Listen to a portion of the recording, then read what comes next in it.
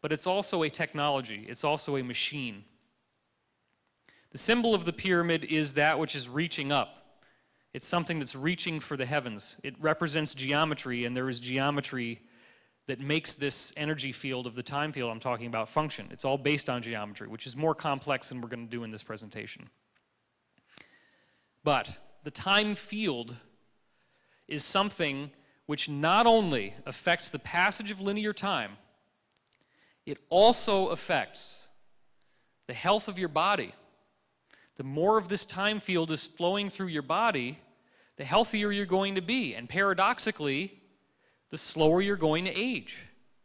It's when the flow of the time field stops that you move out of eternity, that you move out of timelessness. It's when time stops flowing through you that you stop being an eternal being and you begin aging.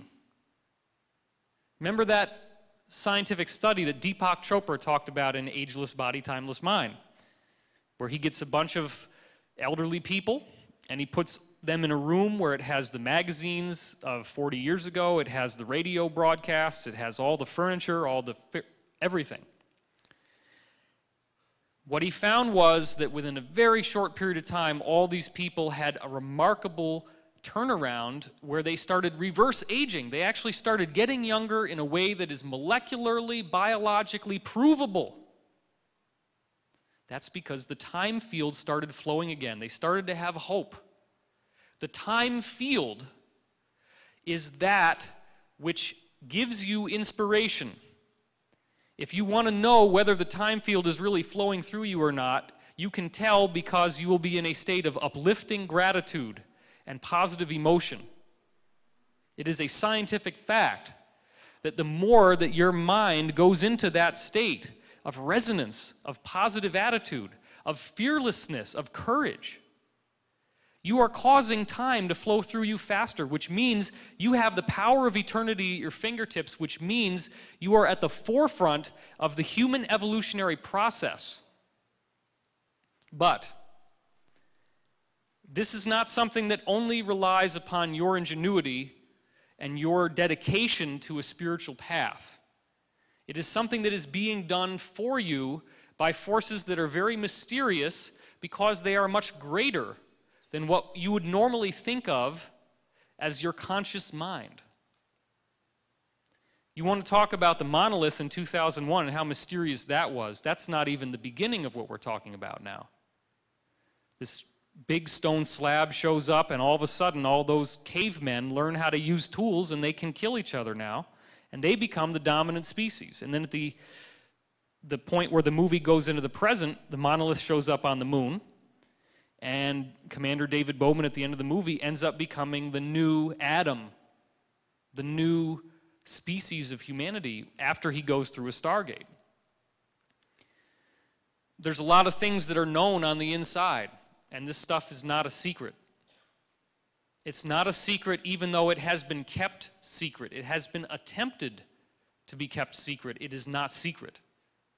All of the information we need is already here so that we can definitively understand that what's happening to the earth is a naturally occurring process. It is a sacred process motivated by forces of intelligence that would stagger the imagination.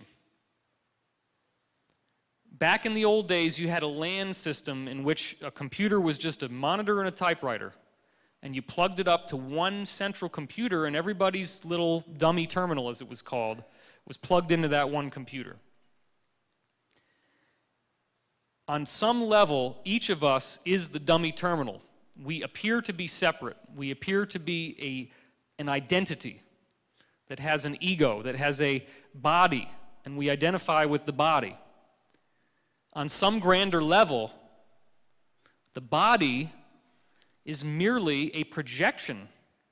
It's like if you have a prism, and light is going through the prism, and as it rotates, you see these rainbows around the room. And each one of you is one of those rainbows. But would you say that those rainbows are each an individual generator of light? No. The light is generated by whatever is striking the prism. Those individual pieces of rainbow light are just the reflections of the one light that strikes the prism. If you want to really get into the esoteric science and understand what the ancient prophecies are telling us and why it's so relevant to what you're going to hear in this talk, try to vibe into the fact that the entire manifest universe, that matter and energy itself, is but reflections of this one singular light, that all visibility in the universe, everything we can measure, is a reflection into what we think is space and what we think is time. But when you start really understanding what time is, you realize you can go whatever direction you want, forwards, backwards, and sideways. And when you understand space, you realize that space doesn't pose any obstacle if you can pop through to time-space, back and forth from space-time to time-space. You can wormhole yourself or portal yourself or whatever they want to call it from any point in the universe to any other instantaneously. That's how it's done, because there is no actual location. Location is an illusion which is based on the rules of the road so that we have one intelligent super being that has wanted to experience multiplicity, that has wanted to experience separation so that it can reunify. In terms of how that functions in our galaxy, the galaxy is generating intelligent waves, which you're going to see the proof for in this presentation. And those waves upgrade the speed of this time field, or of what I call the source field. The speed of vibration of the source field is going up.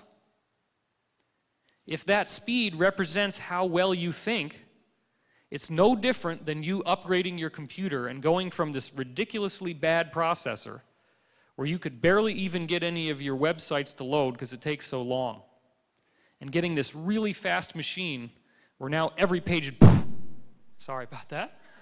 She almost jumped right out of her seat.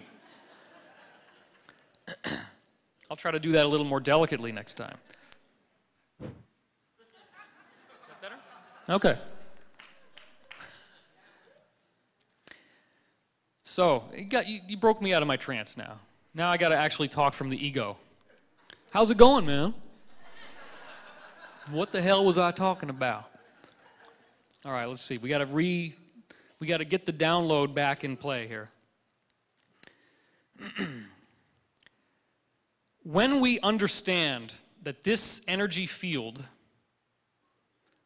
is part of the galaxy, that the galaxy is a conscious being, the galaxy has energy that must be conscious. The energy that's in the entire universe must be conscious, and it must create life. Life is the divine imprimatur of all energy in the universe. All energy in the universe is built to create life. The physicists call this the Goldilocks principle, and they don't even have a clue as to how far the Goldilocks principle goes. It's not too hot, it's not too cold, it's just right.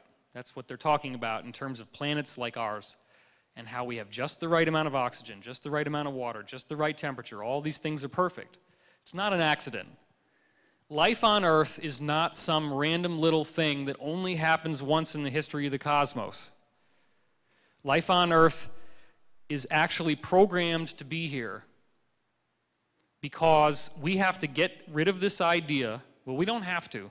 I try not to use must and have to because those are very strong words. It would be beneficial